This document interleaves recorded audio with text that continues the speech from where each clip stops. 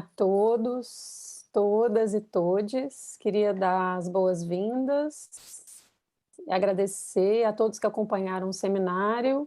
Essa será a nossa cerimônia, um ato falho, nossa conferência de encerramento, não sem cerimônia.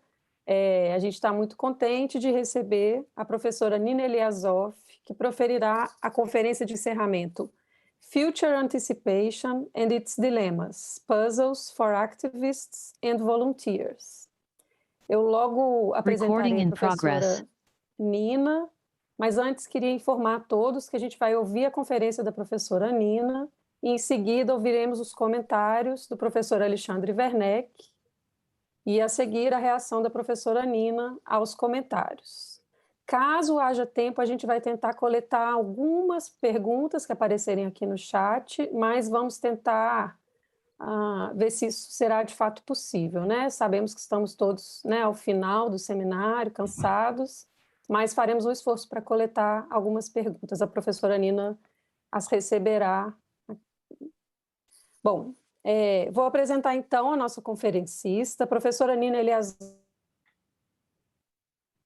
professora de Sociologia da Dorn-Seiff College of Letters, Arts and Sciences, da University of Southern California. A professora Nina é autora de algumas obras consideradas clássicas para a compreensão da relação entre moral e política, como The Politics of Volunteering e Avoiding Politics, How Americans Produce Apathy in Everyday Life. Em sua conferência, a professora Nina explorará suas reflexões mais recentes sobre a vida moral e as políticas do cotidiano nos Estados Unidos da era Trump. Para todos que estão aqui no Zoom conosco, podem ouvir a tradução simultânea, colocando aqui nesse globinho que vocês veem aí embaixo na tela, o canal português. Caso queiram ouvir o vídeo original, podem deixar desligado ou no canal inglês, ok? Bom, muito obrigada, professora Nina. Estamos muito felizes de contar com a sua conferência. Seja bem-vinda. A palavra é sua.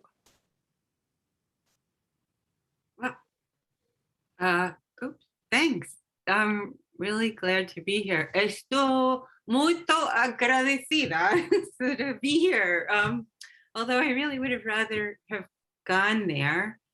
Also, yeah, because I'm going to talk about a project that this is actually the first time I'm talking about it, and I haven't written anything about it yet except the paper I sent. And it's really at the very beginning, and I would love comments, critical comments, questions, any input you have. So, let's see. So here goes. Wait, do you see the PowerPoint? Yes. Okay. Wait, I want to just play it. Play from start. Okay. So, right now I have to move. Sorry, I'm trying to organize this. Oops. Okay, so yeah, so this is, I changed the title. You have to do something anyway, which actually is a quote from one of the activists who I'm studying and also friends with. So I should also say this is a little kind of a weird way of doing ethnography, because I started by being an activist first and then realized a couple years ago that there was something really interesting to study here in both of the clusters of activists that I studied. All right, so here's the puzzle that when people coordinate action, they have some unspoken, taken for granted, imagined future possibilities in mind. And that's what Boltanski and Tavenot called the reality of moral expectations. I mean, I've also written about this and some other people. So I'm talking about activists, but I'm not talking about intentional strategies, but rather on kind of the whole moral background that makes any plans or strategies make sense in the first place. So the step before strategizing. Um, all right, so here's the puzzle. Does futurelessness necessarily mean that the present is meaningless? So here's just, one of the many memes you've probably seen on Twitter. It's okay to not have your life in order or your career figured out. You will live to see man-made horrors beyond your comprehension. Nothing of the present moment will matter except the memory that you lived in days of plenty. Whoa. So I can't tell you. Yeah, so here's some of the things you might imagine, floods, fires, crazy takeovers, plague. Whoops, Nick, why isn't this working normally? Okay, so that's my question is obviously, the future, does it really equal meaninglessness? So there's this moral philosopher, Samuel Scheffler, who wrote in a book called Death and the Afterlife, which is kind of based on the movie Children of Men that Cuarón directed, which is kind of no children are ever going to be born again. How do people react? And he says life becomes meaningless. He says humanity itself as an ongoing historical project provides the implicit frame of reference for most of our judgments about what matters. And he says, without being able to evaluate our actions for their future effects, and without being able to imagine a future after our own individual death, people would simply experience action as meaningless. Okay. So then that's the question. Here's more kind of apocalyptical images. I kind of put in all these images. I had too much fun with the images because part of what I wanted to do is have this feeling that you can't get away from it. You just can't get away from it. The first is a funeral pyre in India because of the pandemic there, and the second is the takeover of the US Capitol, which I know from most of the rest of the world, like everyone wants the US Capitol to be destroyed, but anyway, so which I'll get to. So I wanted the pictures there not as distractions, but as, well, actually, yes, as distractions. Like this is constantly in your consciousness. You're trying to push it out and it's hard. So here's the question is, how do activists' current modes of coordination change in relation to multiple unimaginable futures? How do people gain a footing for immediate interaction on this disorienting landscape? Do we navigate, how do we navigate when the landscape is so unfamiliar? How is this different from the usual way that the future is unpredictable? And I have more questions than answers. So I said that already. I want to sketch a potential way of asking the questions. There's something weird about, I see, I just click. Okay, so you're right. So people keep doing something anyway. And activists in particular, more than anyone else, have to operate as if you can make a better future world, that a better future world is possible. And, a lot of us threw ourselves into spending most of our free time working toward this anticipated, hoped for, potentially long, far away in the future. So is Scheffler right? And of course, my answer has to be no, or that would be the end of my talk. So he's wrong. There's some way that we keep making life feel meaningless. And I realized kind of on the many, 97th rewrite of this paper that I sent, that this kind of really throws into question the whole idea that in social thought, like Ricoeur, for example, that people need a coherent narrative in order to make coordinated action feel meaningful. So my question is, what would a politics for the meantime sound like in everyday life when the future keeps crumbling? Am I talking too fast or too hesitantly or anything? No, it's it's okay. perfect. It's okay? Okay, because I tend to interrupt myself. Okay, good. Let me know also if anything is unclear. All right, so there are a lot of ways to study this question. I am focusing on a particular subset of the larger study, which is US activists and electoral politics. And so here the puzzle is that US activists, until very recently, have simply assumed, of course, we will have elections.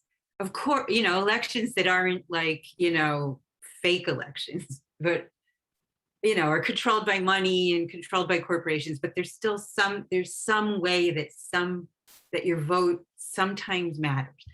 And of course, there will be decent laws that we just need to enforce better, or bad laws that we realistically can change.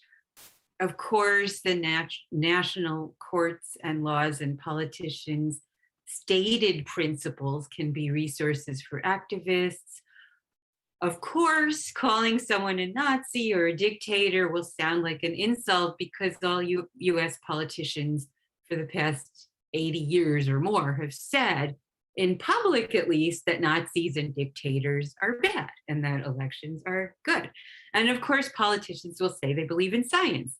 And so, like all American social movements for the entire history of the United States, except some mutual aid or prefigurative communities or a tiny handful of revolutionary movements, the activists described here have relied on these presuppositions. I mean, even African American activists who you would guess would not believe any of this nonsense have still used all of this as a kind of as a resource and as a sense of making moral meaning together, to say, hey, we're supposed to say all people are equal, but why is there slavery? We're supposed to say all people are equal, but why do African Americans have to sit in the back of the bus? So even they have used this, not just used it, but been immersed in it. This idea that there's something good that we share that we can draw upon when we're being activists. I just had to say, yes, of course. I know that all of this looks like complete counterfactual from the rest of the world's perspective. Here's the view of American democracy from the rest of the world, right? So you see this as the Democrats one says, Black Lives Matter. Yes, she can. And then there's a rainbow flag. And meanwhile, it's dropping the same bombs. And that's actually what my first book was about, is how in the world have Americans managed to ignore this for so many years. Anyway,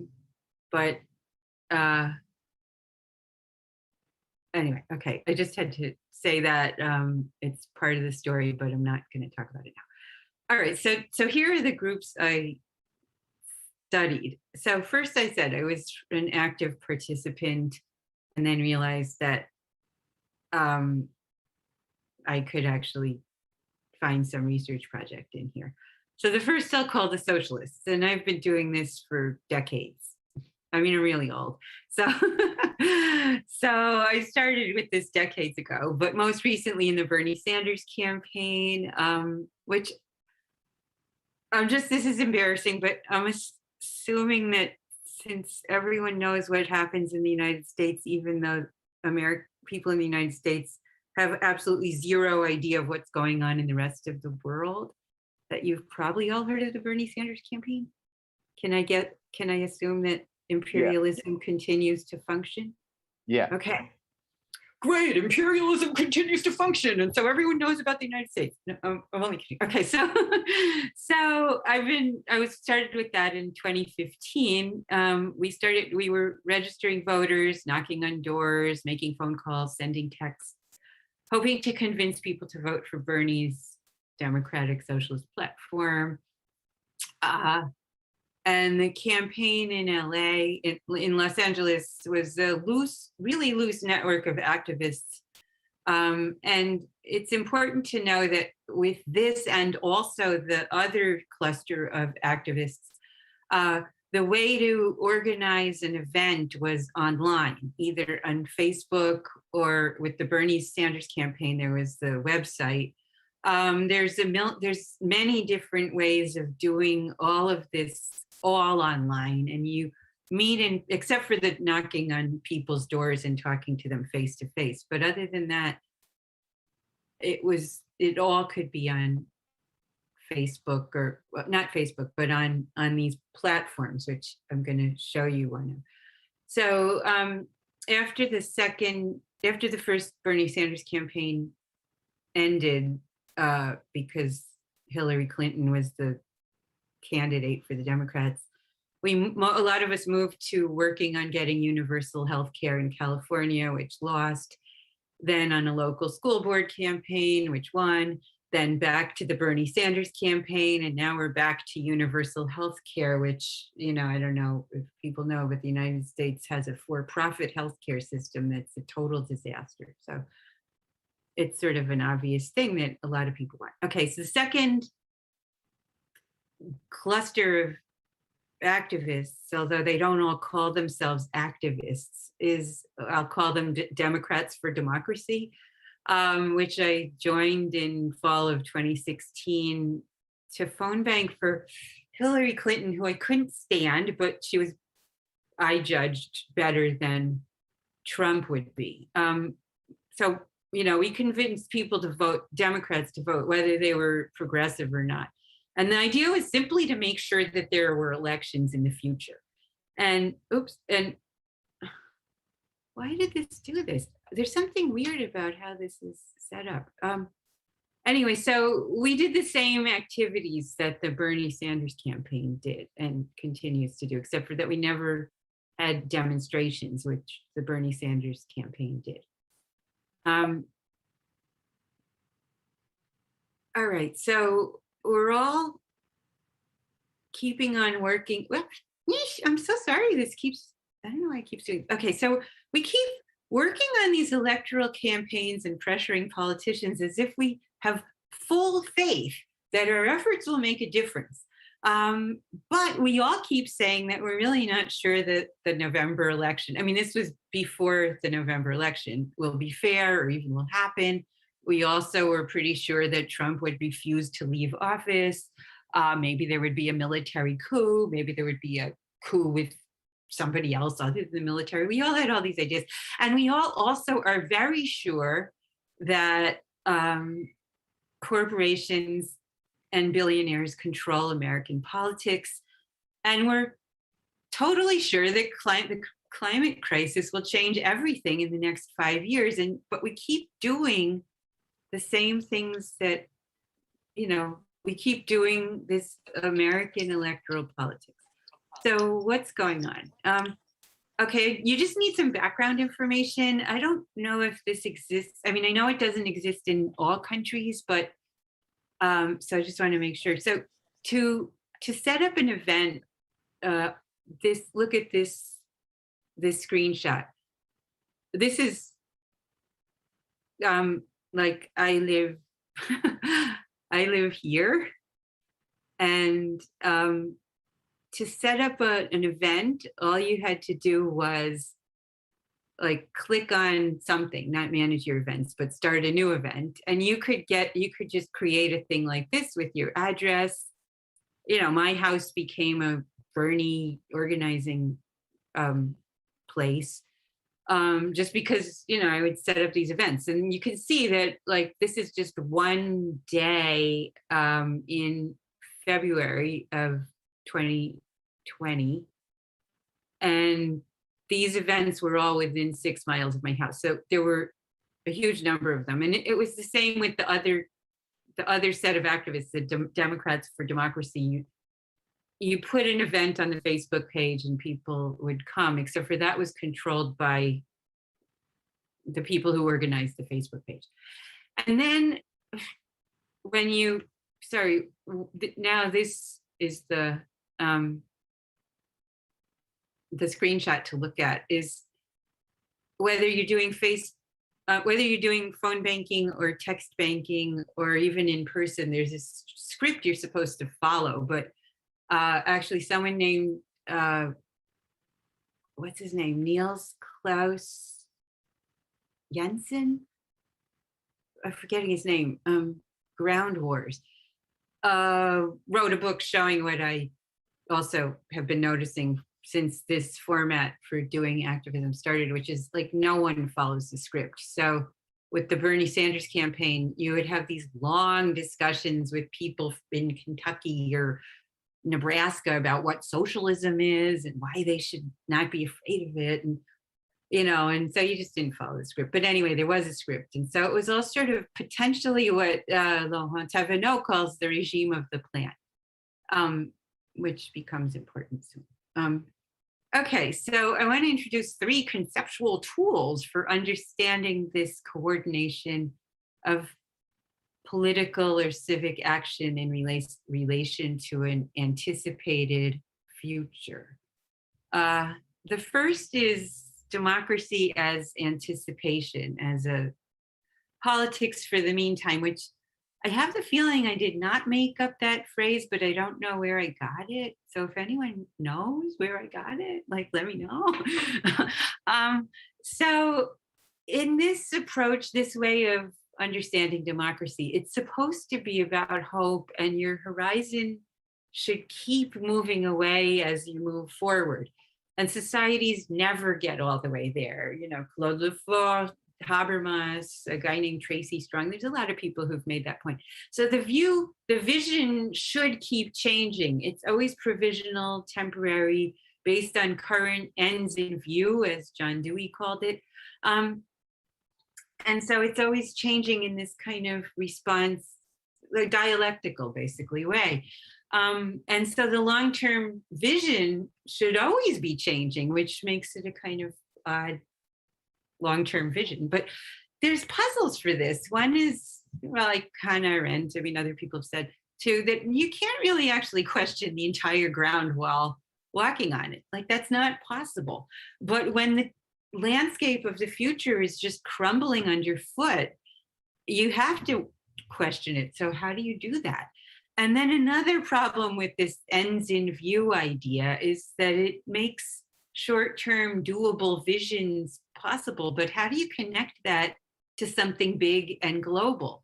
So, as I said, all of the activists and volunteers I studied talked about how important it was to change the whole system, not just get some Democrats elected or change these 5 things. They all thought something much bigger was necessary, which would be a really long-term project. They all agreed on that, even though they disagreed on how to do it and, and some specifics.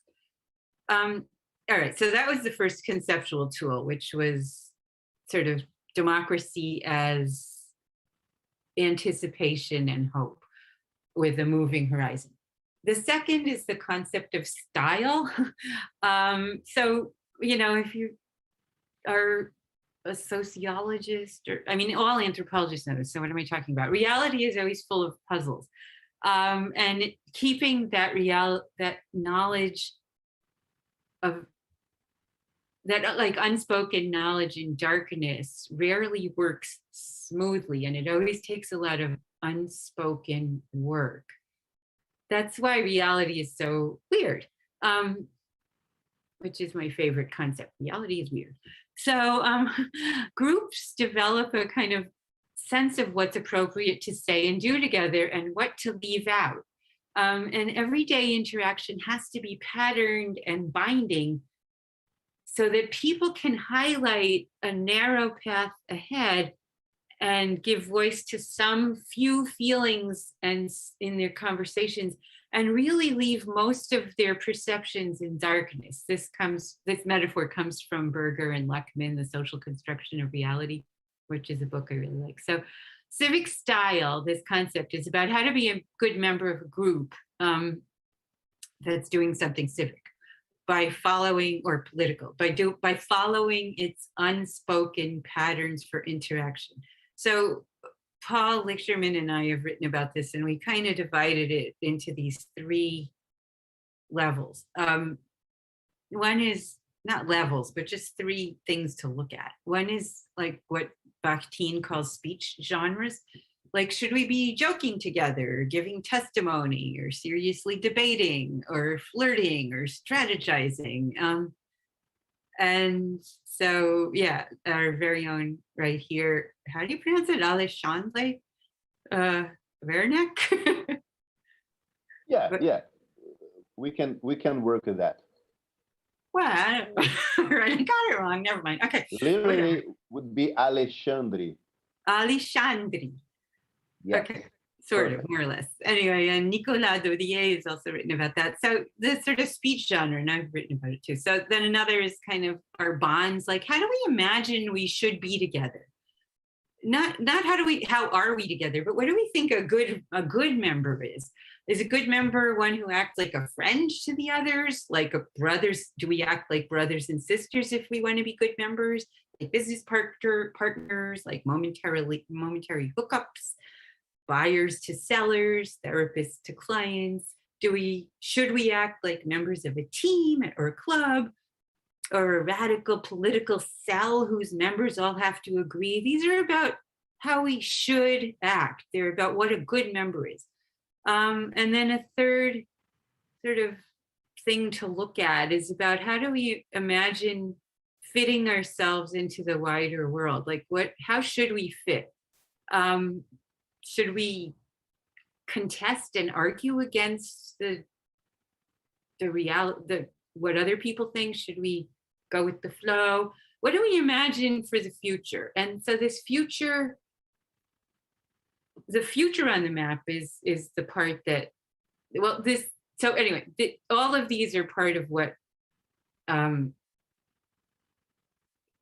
we do, what happens when we imagine the future.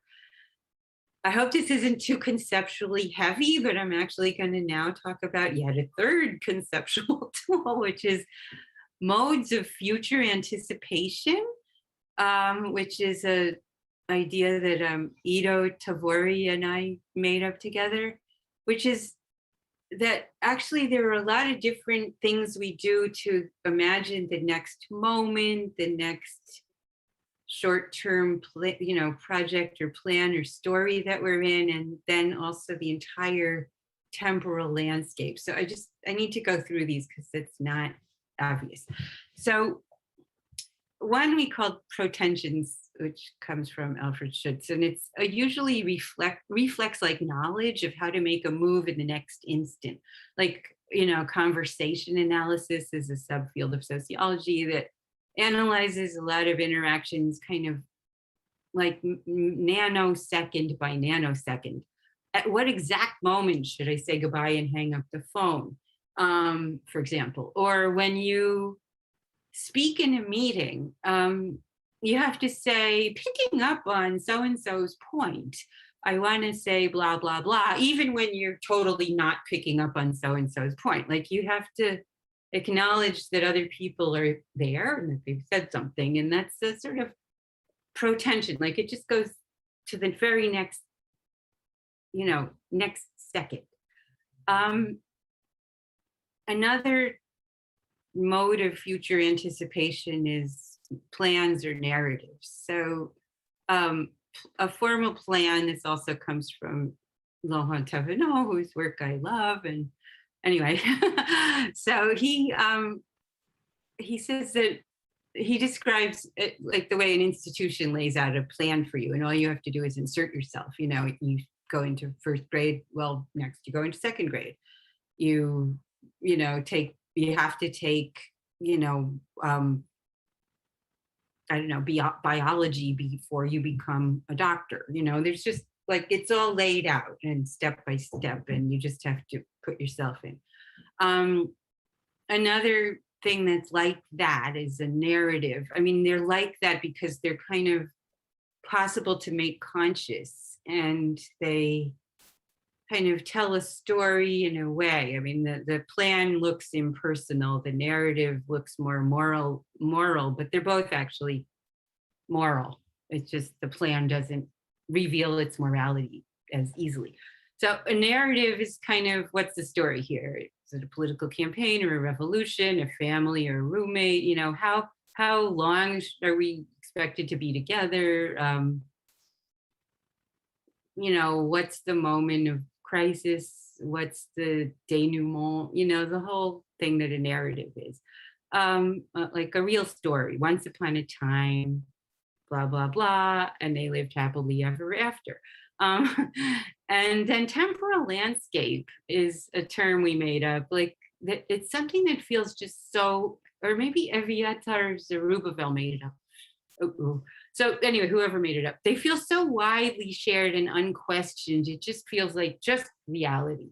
You know, for people in the United States, for example, there's the 7-day week, the 4-year presidential election cycle, the calendar with the winter vacation, the expected lifetime connection to your parents, brothers and sisters, the expected long-term existence of a nation as opposed to the shorter-term promises of business, for example. You know, so nations can collapse, of course, but we aren't supposed to expect it. And lately, you know, in the past 20 years, there was a long period where we didn't expect it, and now we're starting to all expect it again. But, you know, and these are, of course, historically specific. So the temporal landscape of, you know, some others, you know, all societies have different temporal landscapes. You know, this is sort of more or less the modernist one, I think, which may have already ended. Okay, so what's interesting about this, these three modes of future projection is that, or future anticipation, is that they don't fit into each other like nesting matryoshka dolls. You know what those are, the, you know, those dolls. You see the picture, those dolls.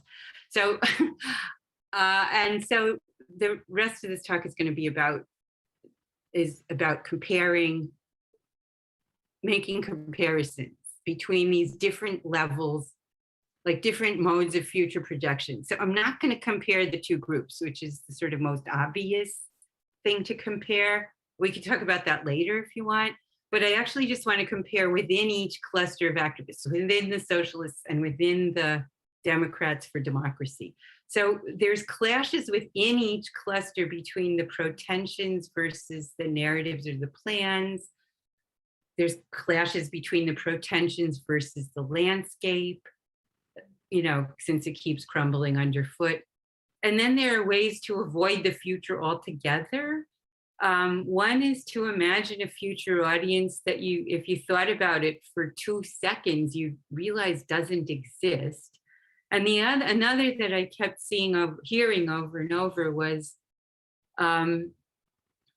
people kept saying, well, when things get that bad, we'll take to the streets, when they already had said that things had already gotten that bad. I mean, the socialist activists have been saying for decades that things have been this bad for 400 years already. So I guess we've just been in the streets for the past 400 years, but we haven't.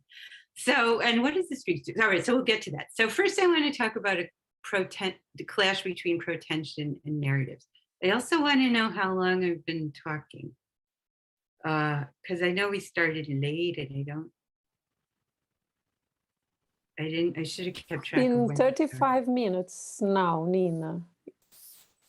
Okay, great. Good. Okay, so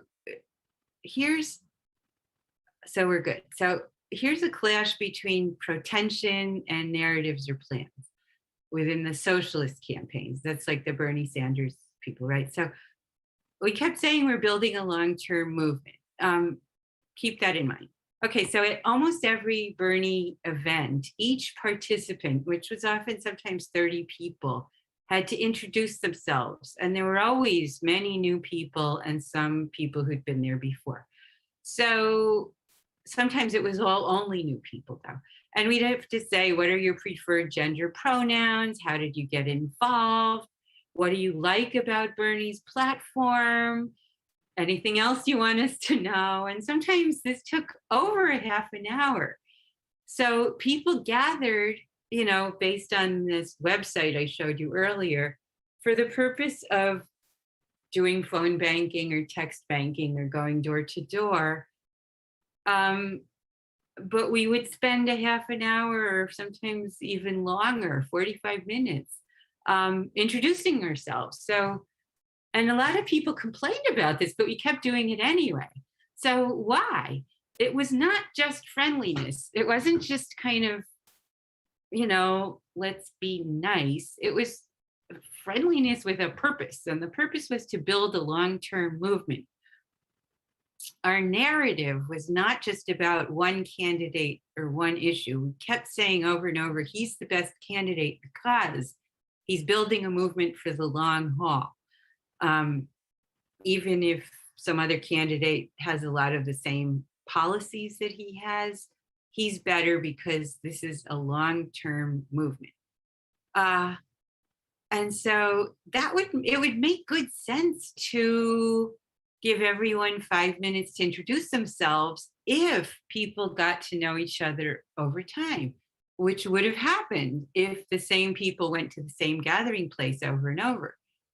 But as you can see from that earlier screenshot I showed you, I had 30 different options of where to go any time of day almost, to do phone banking or going door to door or whatever with the Bernie campaign, and everyone else did too. So a lot of times we just would see different people at every single different event. A few hundred of us actually did get to know each other over the long haul, and many of us already knew each other over the long haul. And then we didn't need to introduce ourselves again because we already knew each other and were friends. But there were still tens of thousands of volunteers who worked for the Bernie campaign in those years, both of those campaigns, just in Los Angeles alone, who came once and then either never came again or went to a different gathering place the next time where they had to introduce themselves again, for a long-term relationship that never materialized. So in this case, the protension, the kind of, oh, interesting, tell us more about, your gender pronoun or whatever, was just an obstacle to the actual work of our long-term narrative was calling for. Here's a similar clash between the protension and the narrative in Democrats for Democracy. Ours was drop everything, this is an emergency, right? We just wanted to make sure there was going to be at least one other election in the United States. Like, this was before November 2020, when we had no way of guessing that there would be. So in this group, people worked together for years actually, a few years without learning each other's names. Often, like we'd know one or two other people's names, but really not learn each other's names, most of us, because building a long-term relationship and heading toward a long-term movement was not the point. The vision was actually this plan into which people could easily just plug in, as in, plug in volunteers, just insert yourself to get as many people as possible to make phone calls, send texts, draw postcards to send to voters, anything to make it easy and efficient. So there was like no meetings at all. There was just this informal group of friends who decided what the campaigns should be, like which candidates to phone bank for or what projects to do, some of which were not even political campaigns at all. So when people got in, they went right to work.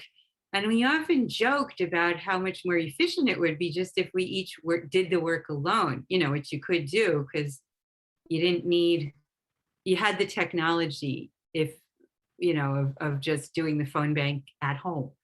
But we guiltily said we enjoyed the company and the food because we just had this immediate urgency of making sure that we didn't become a dictatorship in November.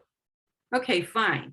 But that would make, just focusing on ease and efficiency and not having any meetings at all and not knowing each other's names. That would make sense if the only goal had been to get rid of Trump. But at many of our gatherings, participants also said, well, Trump's election was a wake-up call. Democracy won't just take care of itself without us. I mean, just parenthetically, the idea that they'd been asleep until 2016 was, okay, never mind. I didn't want to criticize because they were at least finally awake, sort of. So this is great. But anyway, okay. So we rightly predicted that Trump would make voting as difficult as possible. And when ashes were falling from the sky because of these nearby mountains that were burning for over a week, anytime the temperature was like over, 45 degrees centigrade, like we talked about the overwhelmingness of the climate crisis. We all saw the need in this group also for long-term and radical change. But then after Trump lost, almost everyone dropped out, and even the most consistent phone bankers and text bankers did too. And they said that the problem was that they had no decision-making power about which candidate or project the group should work on next. And so without meetings and a shared decision-making process, building a long-term movement was hard or maybe impossible. So the protension and the long-term plans or narratives clashed.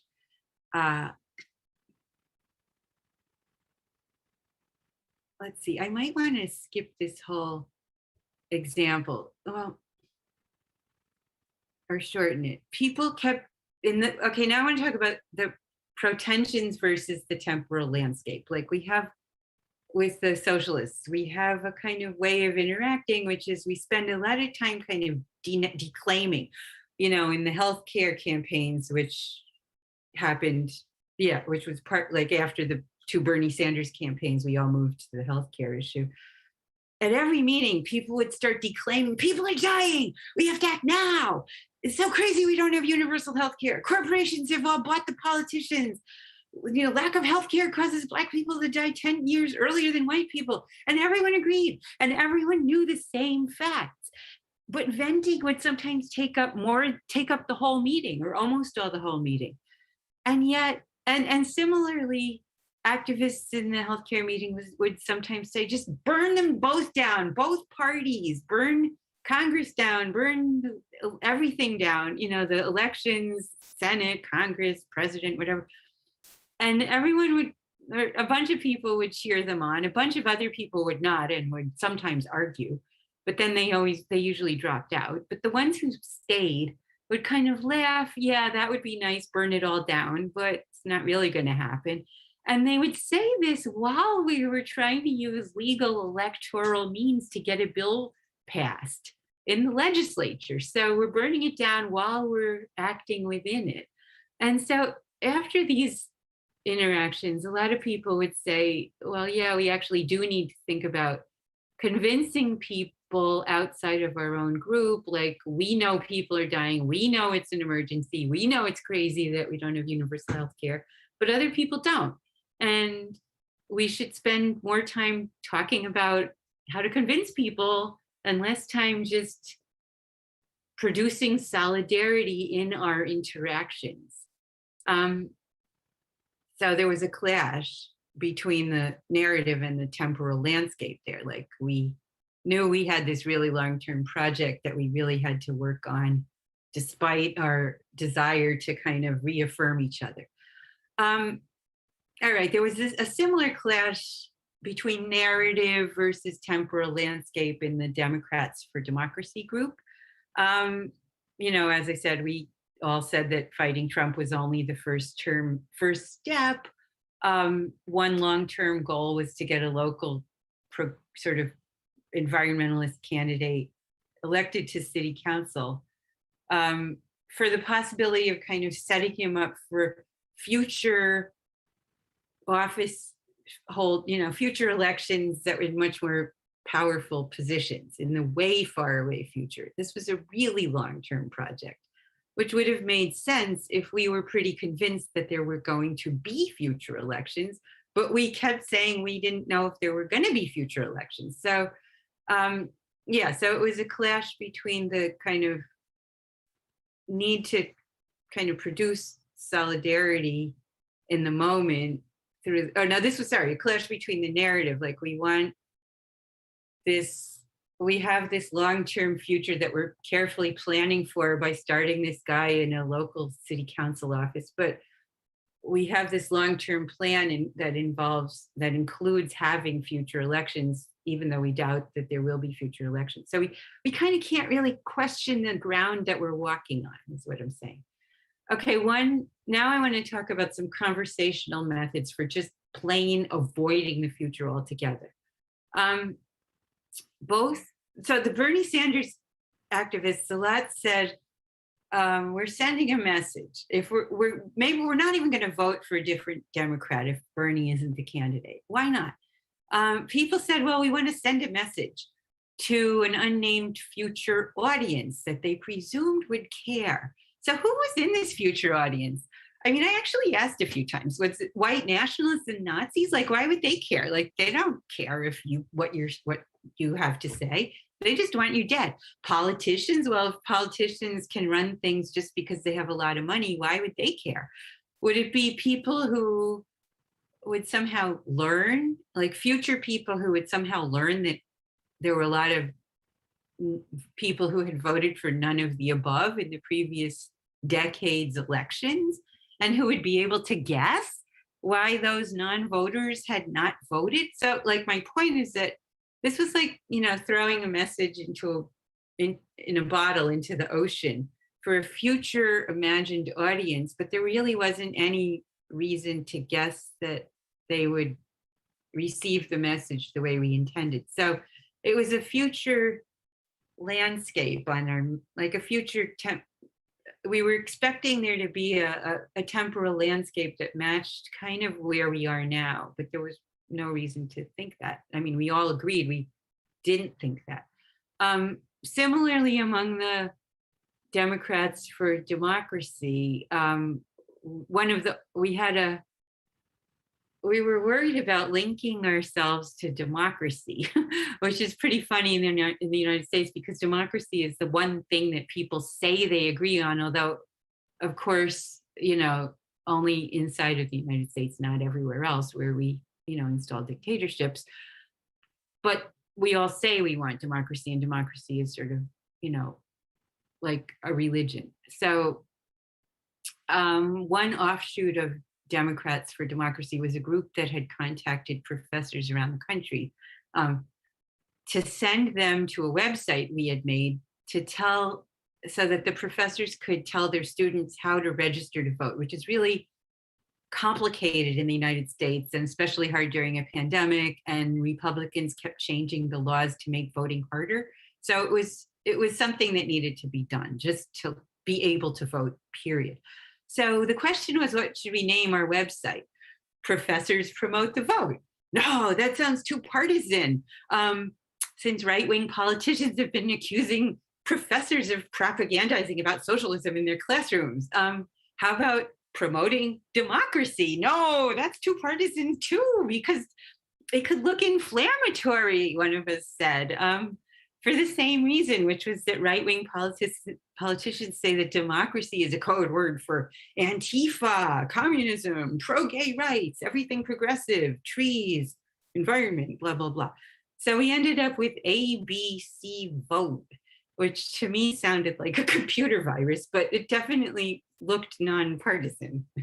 All right, and so then another way so that was just like one way of for both groups, one way of avoiding the future altogether was just to sort of imagine a really implausible future audience. Another was to say, we'll take to the streets. But, what does that mean? It just ends the conversation without offering a vision of what comes next. So, I mean, I have a long quote from this, but I don't think I'm going to read the whole quote. I just want to read this part. I was walking to a Bernie Sanders event with a good friend of mine, who I was saying I'm also working in this. This is with the socialists. So I told her I was also working in this other group, the Democrats for Democracy, because I just want there to be another election where it's possible to overthrow the candidate that's preferred by billionaires or whatever, and she said corporate Democrats are just as bad as Republicans. They keep losing because they need to be more radical, more socialist rather than less. I said, so here's where I'm starting. Like I said, at least the awful Democrats would be in favor of having an election after 2020 and enforcing some laws. And I said, like, what if there is no election? And she says, oh, yes, but then we have to reform the party from within and get Bernie elected. And I said, yeah, but that's a really long-term strategy, to reform the party from within or to start a third party. Like either one is a really long-term strategy. And she says, yeah, it is. And I said, yeah, but, in my whole life, I've been all about long-term strategy. But then I realized that we can't count on there being another election. Like, what if there isn't one? And then she said, well, I refuse to let myself think that. I mean, that's when you take to the streets. And the Democrats for Democracy had the same trope, the same kind of image. I'm just going to start actually here. We're making postcards to tell people to vote for some Democrat somewhere, Arizona or something, Kentucky, I don't remember. But so someone says, this was before Biden was the candidate. And this old leftist said, I don't know what I'll do if Biden's the candidate. Biden, she had earlier said, I would never help Biden get elected because he's a corporate right-wing creep, and this younger member says, what if the election is rigged? What if we do all this work and people vote, but it doesn't count? And one of the most dedicated members said, you can't think about that. And we all laugh. And then this old radical says, oh, that's when we get on the streets and shut things down. And, my question kept being about the streets. Like, what streets do you have in mind? The one between Starbucks and Pizza Hut and Burger King and Chevron, or a different street? Like, what if no one's there? Like, what difference would it make if we got on the streets? Like, who cares if we in Los Angeles shut down 5 streets? Like, we'll do it for 3 days. Anyway, and then what? And no, it's just sort of a way to end the conversation. All right, so this is my last slide, which is a conclusion-ish, because as I said, this is a project I'm just kind of trying to figure out now. And I really think I need to add more examples, especially since the one ended, the Democrats for Democracy kind of fell apart completely. So the point here is not unveiling or demystifying by showing what I think is right. Because, as I said, in these cases in specific, I actually thought both were right, even though the part I didn't talk about was that they really objected to each other. They really, really couldn't stand each other, a lot of them. There was some actual overlap between people who did the one and people who did the other, but a lot of them just, the socialists called the others neoliberal right-wing Democrats. The Democrats for Democracy said the socialists are just kind of, not practical, and they accused each other of all sorts of things. But, they should have been getting along, because anyway, I couldn't decide which was right. I thought they were both right in different ways, but it's to help. The point is not to do unveiling or demystifying. This sort of harkens to Monica's talk a couple of days ago. Like, sometimes I think you honestly don't know which one's right, and it doesn't matter. You're not the judge. And the people who are in it also, a lot of them don't know what's right. And actually, no one has a very coherent sense of what's right. when they do act on it, it changes from moment to moment. And yeah, okay, so I want to add some other studies of futurelessness. One is a former student of mine, Burkan, who studied the Gezi movement in Turkey after it got shut down and Erdogan made activism nearly impossible, but they still kept going. Then, of course, there's famously the Hong Kong independence movement, which I have a student who's working on. Other kind of non-political futurelessness, like when people do a lot of very intricate planning for a severely disabled person's future employment potential when there actually is none. Maybe mutual aid among people who know about climate change and know about the systemic problems that need fixing. And I think that my main point is that to have a kind of moral narrative, to have a sort of moral sense, you don't necessarily need a narrative, or maybe there are multiple layered narratives, but there are also multiple layers, multiple other layers of other methods of future making. And the result is that it's almost like contemporary psychoanalysis, which is all about kind of highlighting one, recognizing that you have, 5 different narratives potentially available, and recognizing that right now you're doing this one, and also sort of being aware of how your narratives do or don't match up with your other future projections. And so that's my tentative conclusion-ish. And for the translator, conclusion-ish means sort of a conclusion. Ish is that modifier. That means whatever, sort of. And I really want to just emphasize again that if we don't have time for Q&A, that I hope people email me with other suggestions for studies of futurelessness or future making when the future's so hard to imagine, and also criticisms and comments and suggestions. Okay, I'm done. Muito obrigada, Nina, pela fala tão instigante. A gente agora vai ouvir os comentários do professor Alexandre Werneck. O professor Alexandre é professor do Departamento de Sociologia e do Programa de Pós-Graduação em Sociologia e Antropologia da UFRJ, coordenador efetivo de pesquisas do Núcleo de Estudos da Cidadania, Conflito e Violência Urbana, NECVU, da UFRJ, e é um dos organizadores desse seminário. Alexandre, a palavra é sua. Obrigado, Letícia. Muito, muito, muito obrigado, Nina. Eu, não só como debatedor, muito feliz de ter lido o texto que você chegou a enviar da conferência, como feliz também por ter assistido.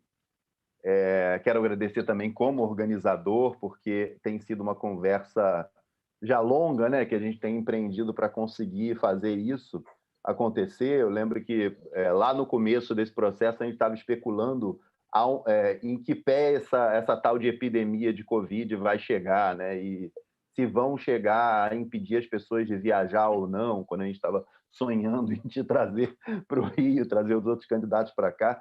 Então, eu queria te agradecer imensamente por perseverar nesse projeto junto com a gente, porque é um momento muito feliz, finalmente isso está acontecendo.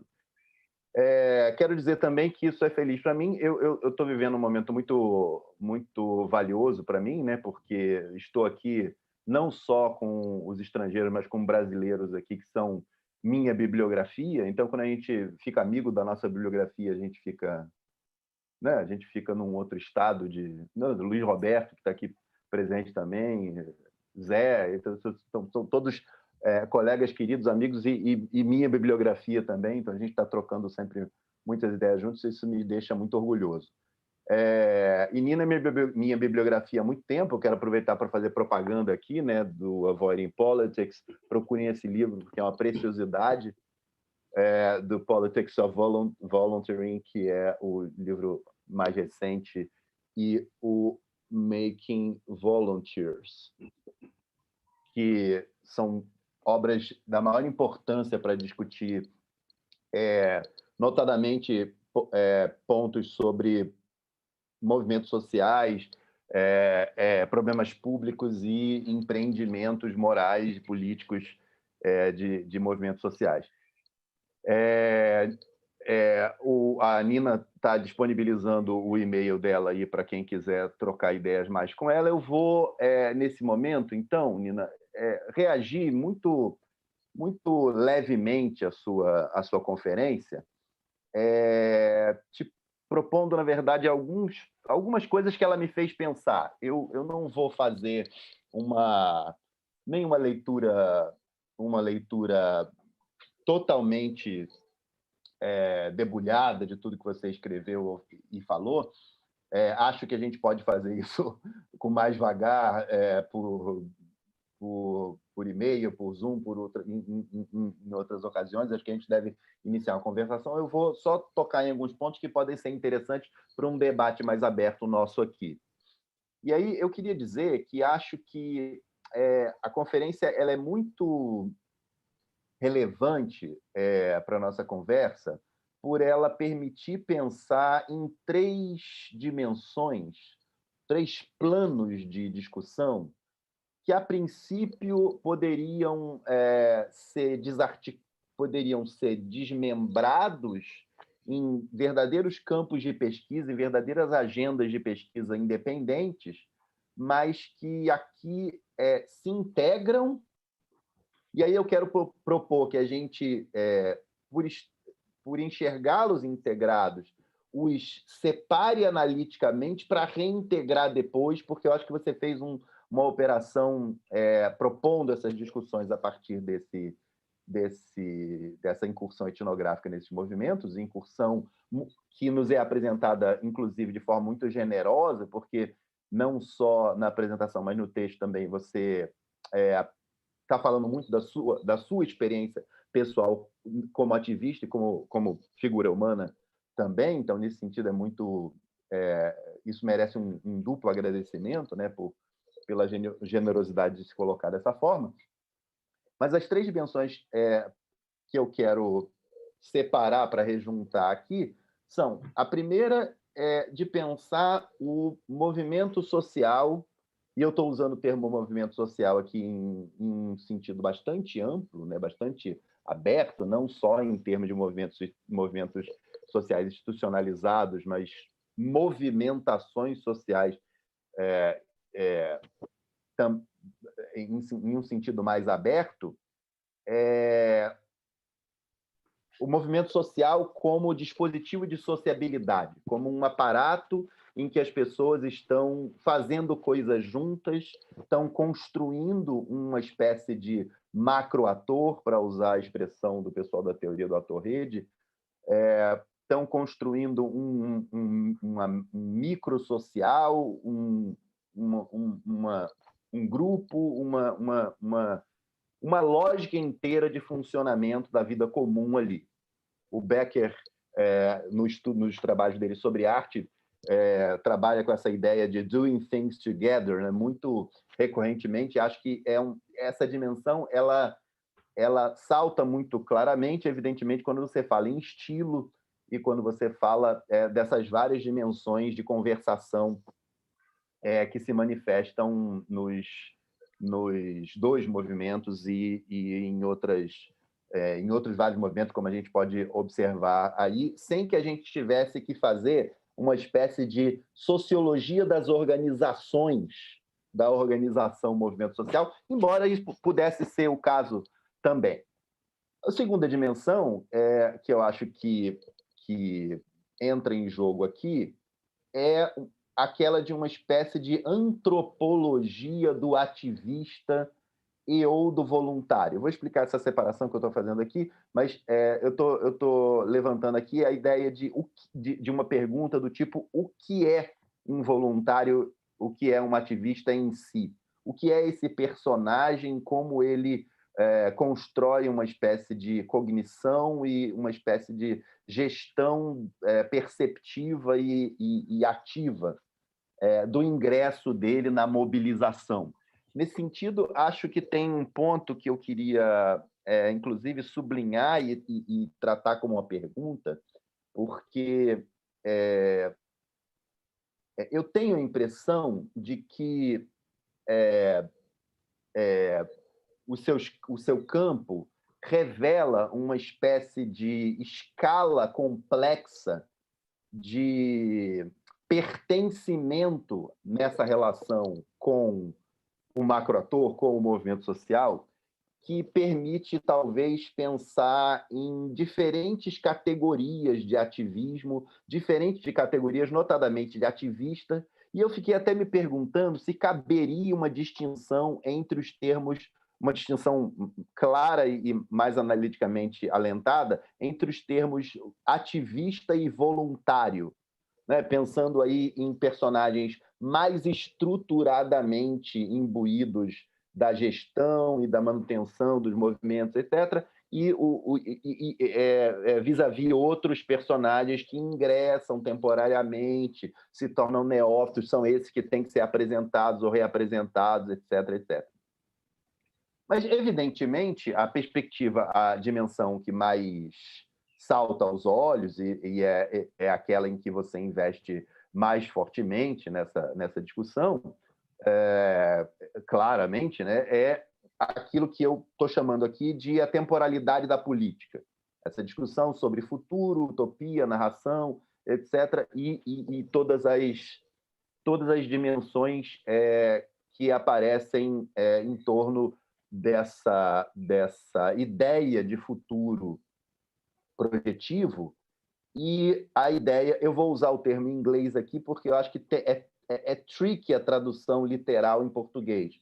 Então, eu estou me referindo à ideia de pretension, né, que você está propondo aí como uma variável relevante desse mundo. E aí eu queria levantar alguns pontos dessa relação com uma futurologia localizada, por assim dizer, porque tem alguns elementos que me saltam aos olhos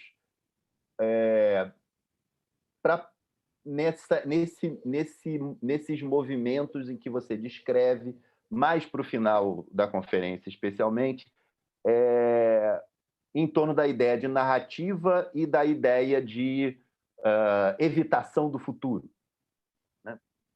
E aí, eu fiquei pensando em algumas mobilizações relacionais entre o termo plano, né, que você mobilizou como um elemento, digamos, mais pronto da perspectiva dos movimentos, e a ideia de narrativa como uma grande narrativa que dá sentido, etc., etc., etc., e que percorre, no seu texto escrito, o caminho até a discussão sobre esperança e alguma coisa que eu poderia chamar de uma perspectiva mais nihilista, esperança e desesperança. Porque eu fiquei me perguntando sobre alguns pontos em que a ideia de futuro aparece nesse enquadramento, especialmente em que o futuro é utilizado como uma espécie de dispositivo para, digamos, produzir um outro debate que não é o dele. Eu estou falando aqui, por exemplo, o exemplo que você mobilizou entre os dispositivos de evitação do futuro, de se falar em vamos para a rua. Né? E se chegar a um ponto de impossibilidade máxima, que a gente não suportar mais, a gente pode ir para a rua. Por exemplo, a gente vai fazer uma grande manifestação de todos os americanos, né? A imagem, uma espécie de imagem idealizada de um basta radical. E isso é bem interessante para nós brasileiros pensar, porque, bom, há poucos anos o Brasil foi para as ruas nesse sentido, e boa parte da... Eu vou usar esse termo com um pouco de cuidado, mas eu vou usar ainda assim. Boa parte da retórica em torno desse movimento, né, dessa movimentação de ir para a rua, que teve movimentos sociais na sua produção, mas teve também uma grande movimentação espontânea de pessoas, e muito da análise desses protestos de 2013, 2014, depois nos anos subsequentes, etc., é ainda muito analisado aqui no Brasil, muito colocado em questão. Muitos atribuem a eleição do Bolsonaro a um rescaldo desses movimentos, etc. Outros atribuem o impeachment da Dilma como algo gestado no começo desse movimento. Há várias discussões sobre uma mobilização de direita desses movimentos, mas aquilo para o que eu quero chamar atenção aqui é como esses movimentos... eu fiz eu estou falando aqui a partir da minha própria experiência de pesquisa, como esses movimentos, em muitos momentos, mobilizavam um discurso nihilista, mobilizavam um discurso de desesperança que era expressado em... Eu fiz uma pesquisa com cartazes e memes e outras imagens desses movimentos, e como muitas vezes essa ideia de niilismo era mobilizada pela ideia de que é preciso formatar o Brasil, como quem formata um HD de computador. É preciso explodir tudo e começar do zero. Não há esperança para o Brasil. A gente só pode a gente nunca vai ter um país decente, não tem jeito, é preciso acabar com a política. Em grande medida, isso produziu uma ideia de nova política que teria relação com o Bolsonaro. E aí eu fiquei pensando esse par esperança-desesperança na ideia de construção de uma metanarrativa, de uma teleologia, né, de uma narrativa que fizesse sentido ligada a essas operações cotidianas em duas chaves. A primeira delas é de uma espécie de complementaridade entre uma crítica nihilista, uma crítica cujo fundamento é o apocalipse, o fundamento único é um futuro de desgraça, um futuro distópico, um futuro impossível, e notadamente, além desse futuro, um presente distópico, um presente horrível, um presente para o qual não há jeito, não há solução. Mas, ao mesmo tempo, como você mostra, né, na sua conferência, ao mesmo tempo, os militantes têm uma vontade de esperança, né? Tem um discurso esperançado que não rivaliza com esse niilismo, pelo contrário, pelo que eu entendo, se coordena com ele.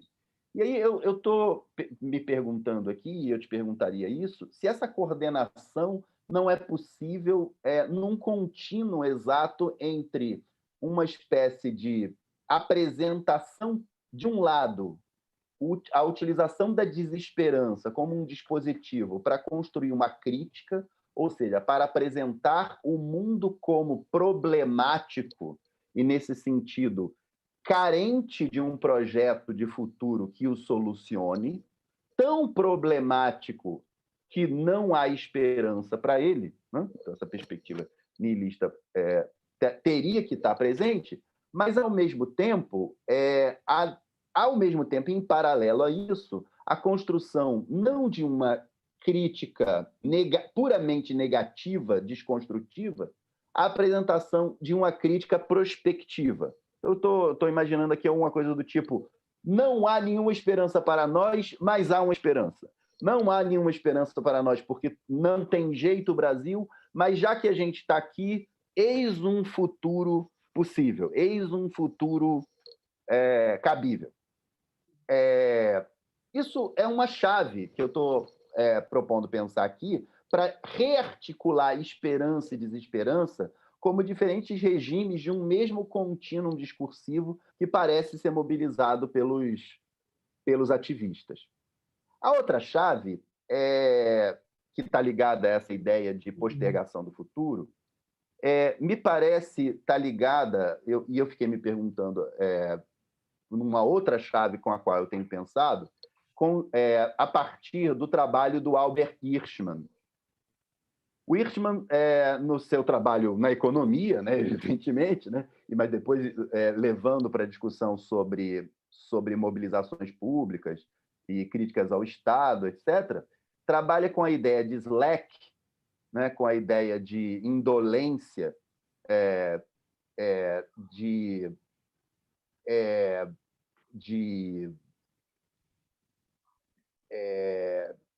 uma certa preguiça operacional, né, uma certa contenção operacional da produtividade industrial, da produtividade dos agentes econômicos, que ele transfere para os agentes críticos, me permitiu propor uma ideia que eu tenho chamado de slack moral.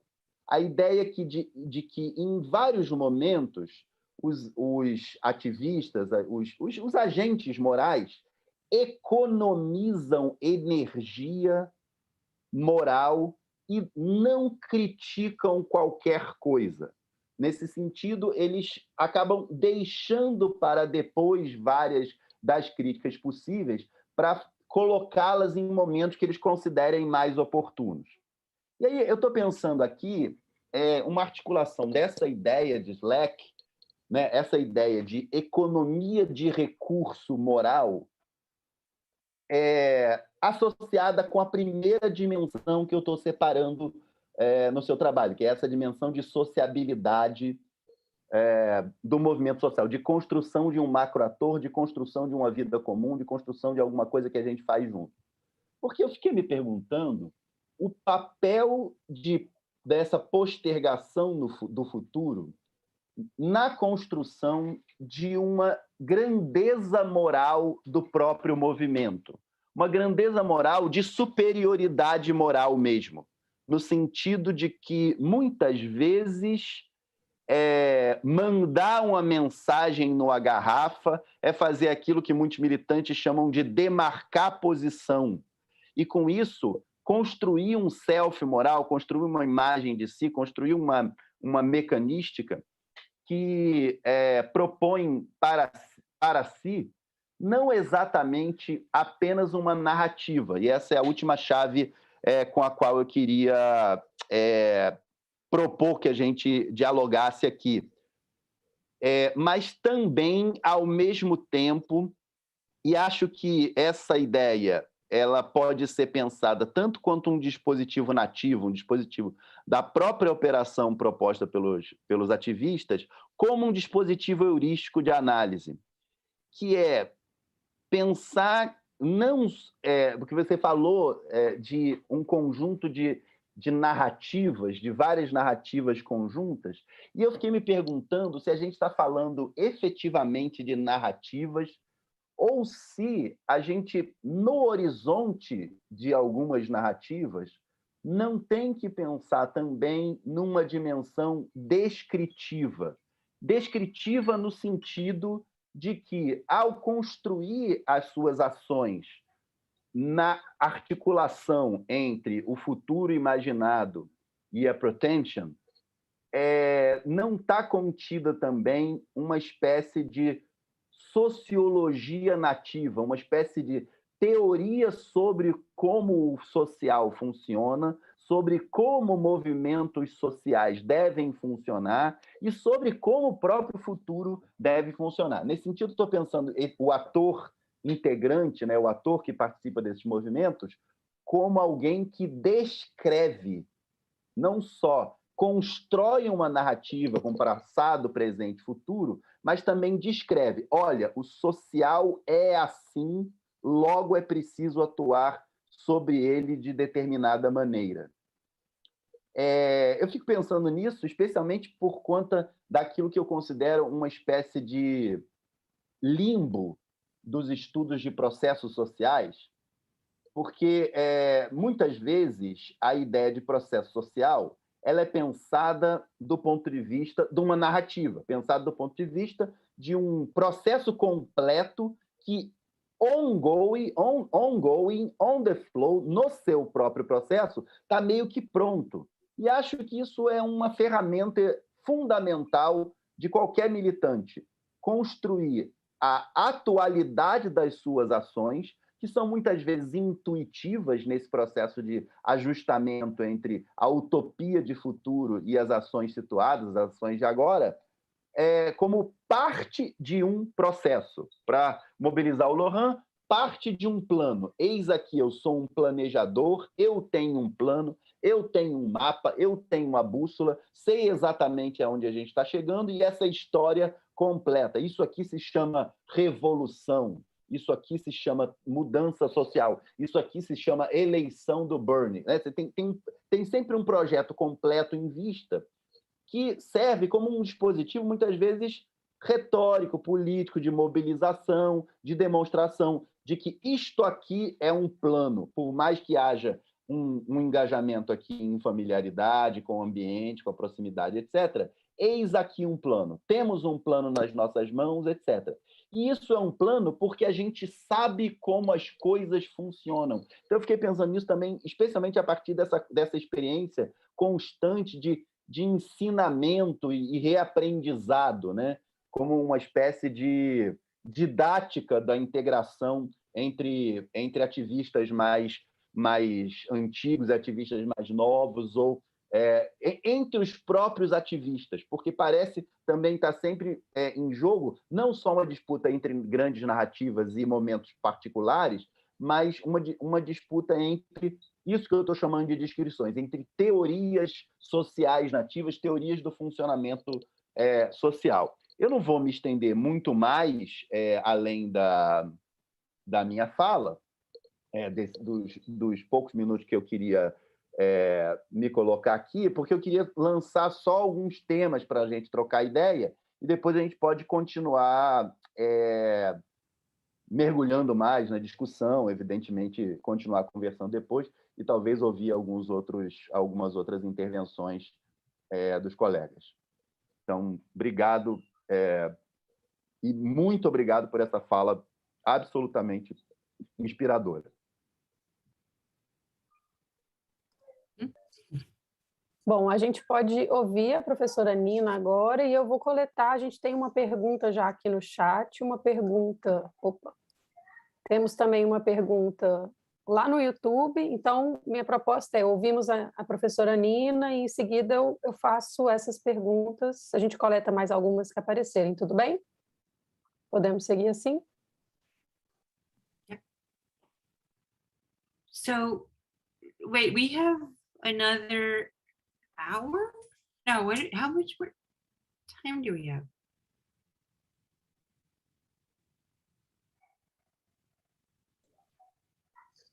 Yeah, bom, nós...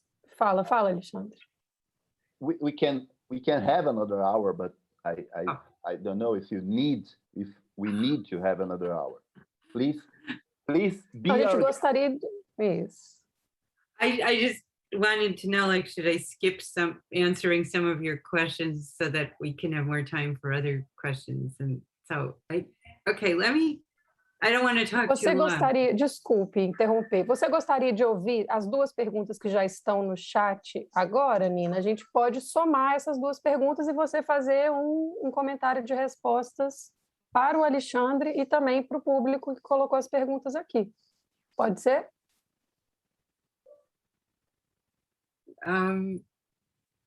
Yeah.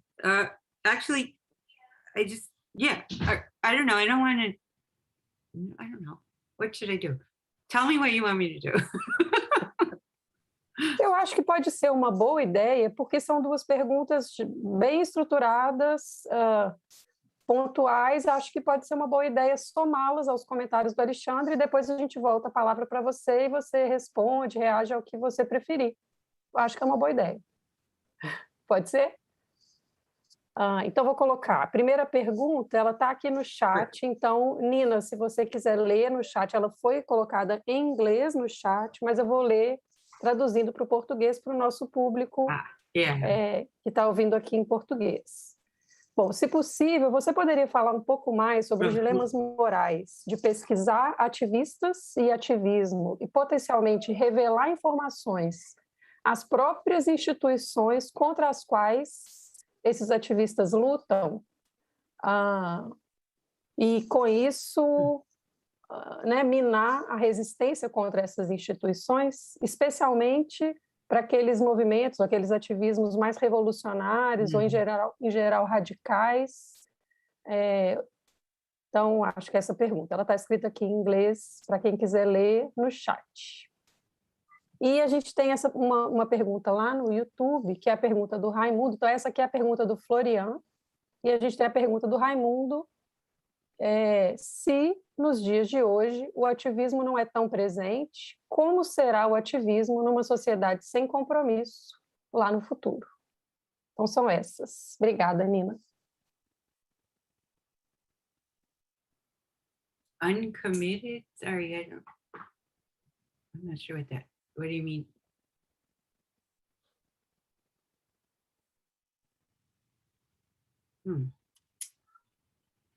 Okay. So should I talk about, let me start with Alexandre's questions. Perfect. So one was about Becker and kind of doing things together in the sense of play. I think that's what the question was, right? And so actually that was the obvious, like, one of the most important things to notice is that everyone wanted to be together and have fun together, and like that's not something that got in the way. It's just something that made it possible to do. Like nobody wanted to just be alone in their room doing, well, actually some people were fine with it, just phone banking or text banking alone. But even during the pandemic, people would set up a Zoom so that they could also do text banking or phone banking together, even though they weren't really together. And then we would have this constant chat in the Zoom while we were also doing our thing together, but we would all be doing the same thing together. So, and then sometimes we would take breaks for, like, someone would play some music, and we would, we would always end our events by talking about kind of what went well, what didn't go well, what kinds of fun conversations we had, major triumphs. That was the most fun part of the thing. And was that your question? I mean, about play and kind of doing things together in a... No, I just put it in the sense that I thought one of important dimensions of what you were talking about was like how a social movement could be a socializing device, an important socializing device. So just to shed light into this dimension. Yeah, so actually that also is related to your last question about narratives, or about like kind of how people connect their long-term plan. I mean, I think it's related to what they're doing right now. And no, sorry, not the last question, but the one before that about saving energy for future criticism. Like right now, we're just going to all get along on this one issue so that later we can disagree about something that will eventually lead us to this longer-term plan and longer-term vision. And so, of course, there's been a huge amount of social theory written about like how to get to, socialism from wherever we are. And, sometimes people talked about like Trotsky's transitional plan, like transitional movements in the socialist group. But most people didn't know what that meant. And it was never clear what the transition was supposed to be to. Like, was it supposed to be toward socialism like Denmark, or socialism like anarchist socialism, which, is sort of a little bit like Denmark? Or was it supposed to be towards something more centralized? Or did we just mean something better than what we have now? did we mean something like capitalism with, healthcare, a high minimum wage? Like, what did we mean? We didn't know. It didn't matter. And so we wanted to have a long-term vision, but we actually didn't. I mean, there was this tiny group in like within the Bernie movement, there was no discussion of what we meant by socialism, except kind of, a higher minimum wage, vacation time. We meant Denmark. But then, I'm good with that for now. I'm good with that for now. But if I lived in Denmark, I would want something better, which is the moving horizon image. But then, we didn't really talk about anything past that ever. And there was this one tiny subgroup within Democratic Socialists of America in Los Angeles that did talk about it, but it was really in the form of like a graduate seminar, and which, it was fun, but it wasn't connected to any action at all. So the kind of idea that like we're postponing this longer term future so that we can do this thing we want to do in the meantime, sounds like a transitional program. It's Trotsky, which is great, but it's not. But we didn't have a long-term vision. We didn't share one. A lot of people had their own, and sometimes I was like, "Whoa, is that what you mean? Like you just mean kind of higher minimum wage and fewer billionaires?" I think I mean more than that. So, kind of related, yeah. So that's sort of like your other question about kind of how do people connect the action they're doing now to the longer term future. And there's all sorts of theories about how to do it. And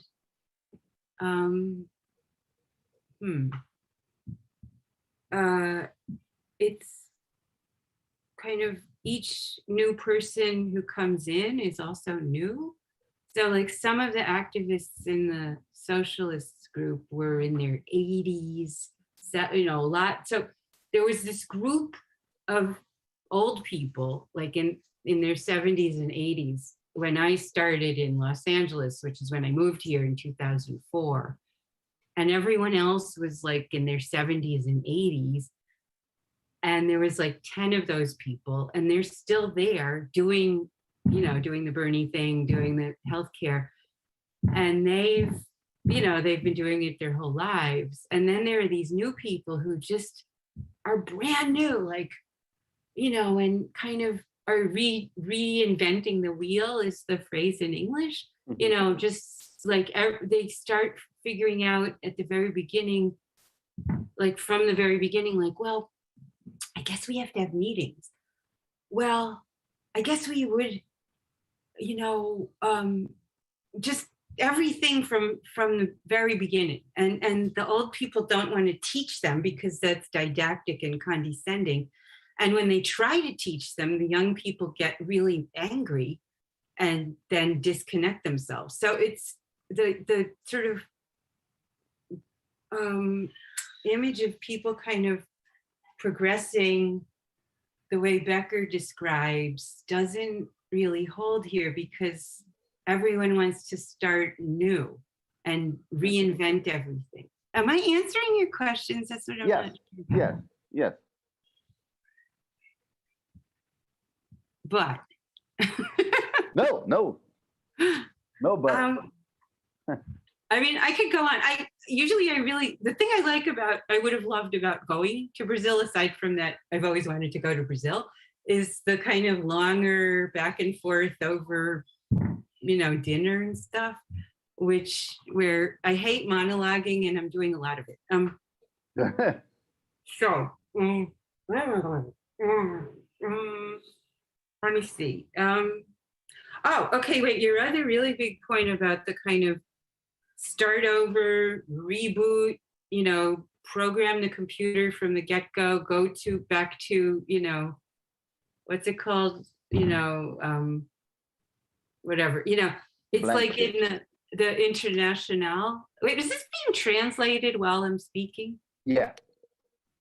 Okay, because I don't know the words in English. I only know the word, in the International, it's a du passé, faisons table rase.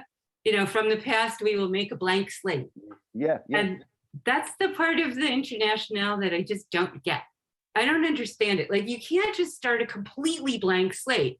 I get it that here and in Brazil and all over the world, we all want to start a blank slate. And frankly, we're all going to have to start a blank slate, because with climate change, like, nothing is going to be the same in 10 years. So the blank slate is being started for us, but that doesn't, I mean, that's where I say, okay, but what are you going to put on that blank slate first? Like, you have to have a plan for is there going to be anything on the blank slate, and how long are you going to go with complete blankness? Like, that's not imaginable to me. And I think it's been the most destructive thing about the sort of image of, all right, I'm saying this, I'm not sure I agree with myself. Did you get that, translator? I'm not sure I agree with myself, because, but I'll say it anyway, which is, Okay. The idea that you can just destroy it all and start over. You can't, because you have language, you have religions, you have family, you have all these, you can't do it. I mean, for the reason that, Berger and Luckman talk about, like, you can't take the next step if you don't ignore most of reality. I mean, that's the sort of symbolic interactionist approach. Like, people need culture to narrow their sensibilities somehow, and tabula rasa won't just admits everything, and it makes action, and especially coordinated action, impossible. I don't understand it, and I think but I don't know. I mean, I kind of think it's been destructive. I really understand it because, every time I'm in the socialist group, which, I'm in a lot, we say, this is impossible. We try to get things done through the Democrats, and they just keep crushing everything we're trying to do. We just need to destroy it all. And I'm like, yeah, I agree. What would we do then? We still don't have a future. Do what? We can go to the streets. Yeah, right. I mean, like the one, I mean, okay, so yeah. And then, so yeah, so you're kind of protests in Brazil with the Dilma's impeachment, like, it's the same with the Trump supporters. They say we need to, faisons table rasa, like, start with a blank slate too. It's all rotten. And in some ways, they're right, for the same reason that the socialists are right. It is all run by money and money. So, but starting all over ends up being, yeah, okay. I said that already. So should we, I see there's more questions. Oh, wait, about the protecting, the first question from Florian about protecting the potentially revealing information. I was so conscious of this. I also have this problem with graduate students where I, like this one who, I mean, I can't even talk about it on Zoom because I don't think anyone should know a lot of the things he described about how the social movement he was studying worked, because it was exactly what you said. It would undermine, the right-wing forces could use it too, or use it against them. And I couldn't figure out any way that the groups I was studying would be harmed by the things I'm revealing, or how any right-wing organization could use it. I was a little worried about showing the technology, but the technology is online. So I don't know, I couldn't think of any way that I was harming them, but I really think it's something that we all should worry about. And worry about it to the point that I'm not sure that a lot of studies of social movements should even be done because of that. And I wish I had an answer. I don't. And actually the student who was doing the project that I thought was too revealing of the activists he was studying, he agreed to and finally decided to study something else, which is not a good answer, sorry. Really sorry about that. And the other question I didn't understand about disengaged publics, I guess.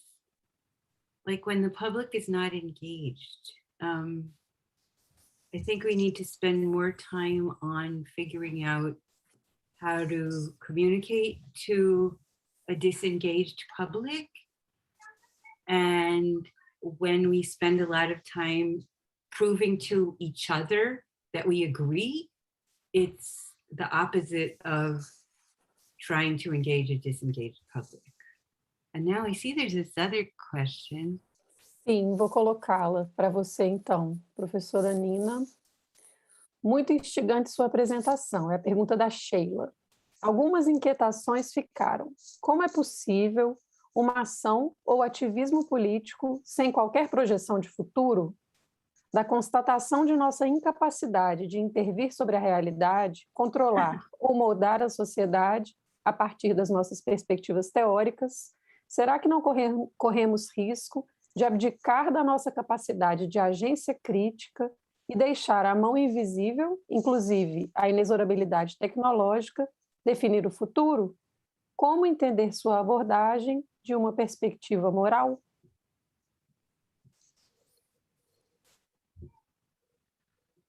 Yo, that's a really great question. I don't think we should stop doing activism. I really don't, but there's been a lot of writing about climate despair and how to handle it. And acknowledging it probably would be part of it.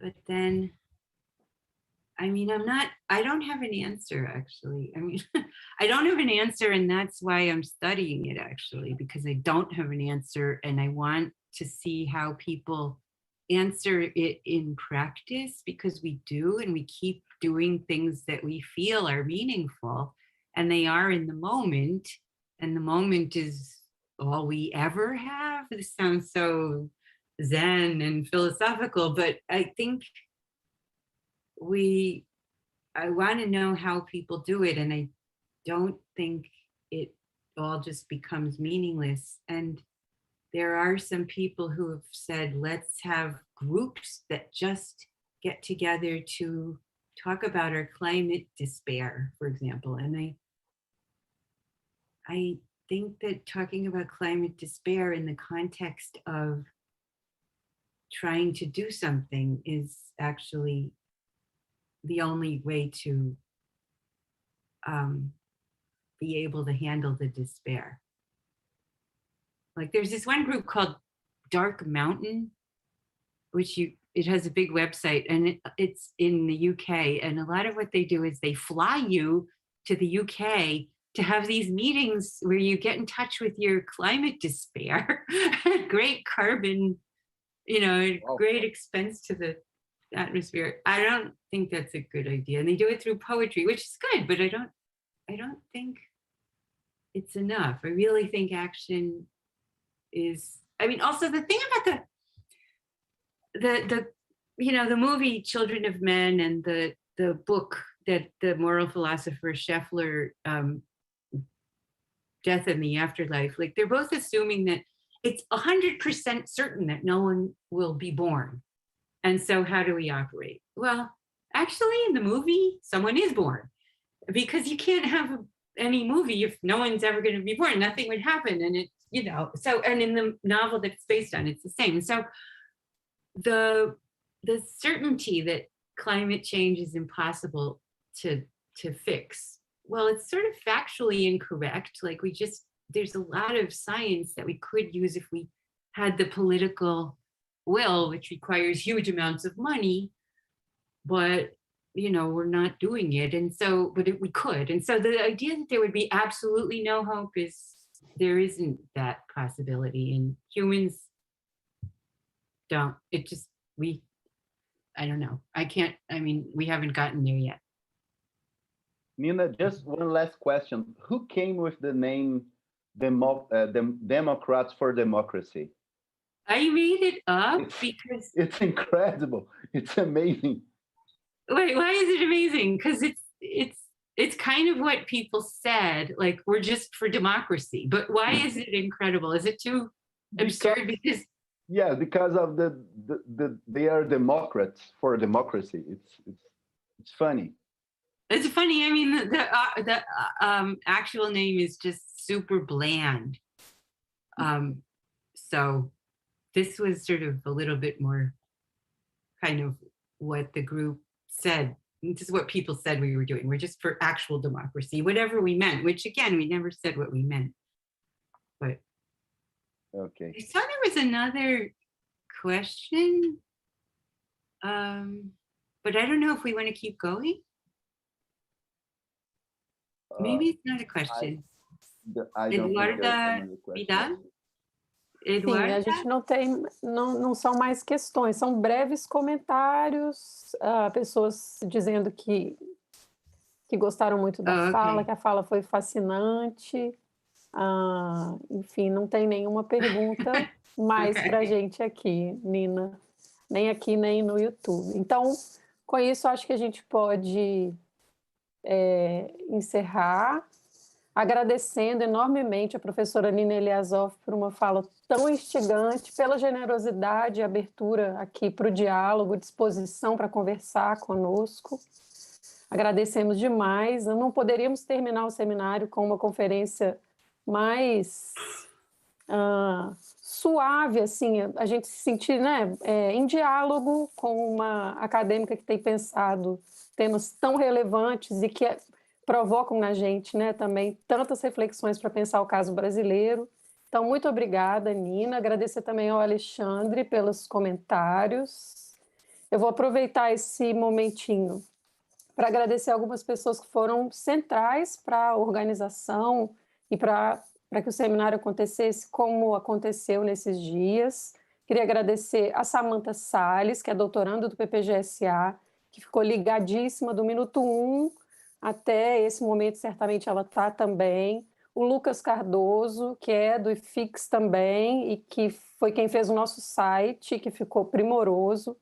A Heloísa Duarte pelo apoio no NECVU e a equipe da Síntese, agradecer a Ana Maria e o Camilo, o apoio técnico da Beatriz Faria, da Patrícia Santos, do Pablo Herrera e dos nossos intérpretes aqui, o Leno Oliveira e o Tomás Campos, que fizeram a tradução para o inglês, do inglês, e a Jaqueline Queiroy e o Juliano Martins, que fizeram a tradução do francês.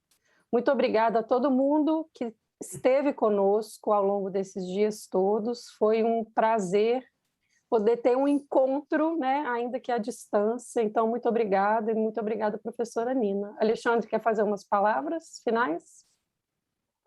Queria mais uma vez agradecer muito imensamente a presença da Nina, porque, como eu disse no começo, foi eu vou jogar um problema aí para o tradutor, foi um perrengue longo, né, o nosso processo de conseguir fazer isso acontecer. Então, estou muito feliz de te encontrar pessoalmente, né, finalmente.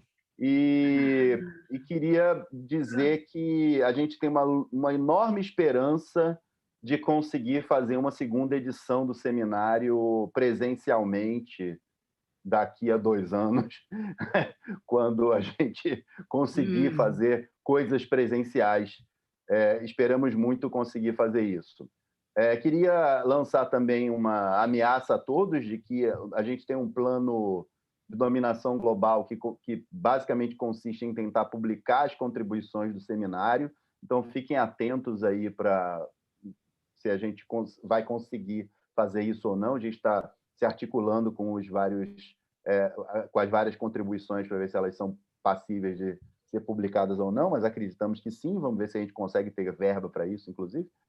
Mas Especialmente eu queria agradecer a cada um que veio nos assistir, veio participar, lançou perguntas e que ajudou a compor esse quadro de um debate vivo sobre moral que a gente acredita, no qual a gente acredita muito como uma ferramenta para entender a vida social de forma consistente, profunda, crítica e, sobretudo, mais complexa e estimulante. Muito, muito obrigado a todos, gente. E quero agradecer aqui, de viva voz, publicamente, a Letícia, minha parceira nesse empreendimento, que, enfim, é uma parceira incrível de trabalho.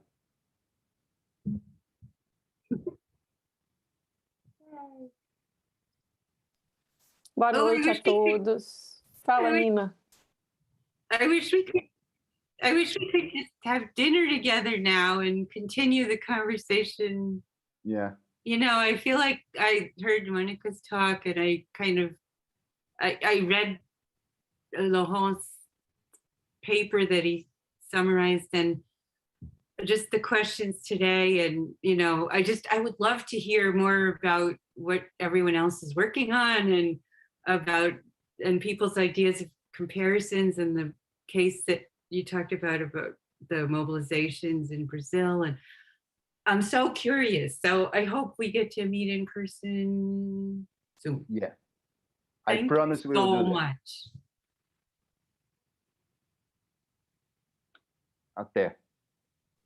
Até. Thank you.